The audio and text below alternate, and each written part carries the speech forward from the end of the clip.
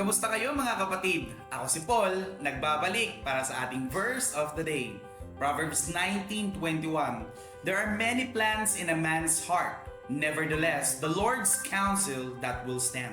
Sabi sa verse na ito, ang puso natin ay napakadaming plano, napakadaming laman, napakadaming nais, napakagulo. At sa mga oras na kailangan natin ng sapat na kaalaman, minsan ay nadadaya pa tayo ng ating puso. Sapagkat sabi nga naman ng mundo, sundin mo ang laman ng iyong puso.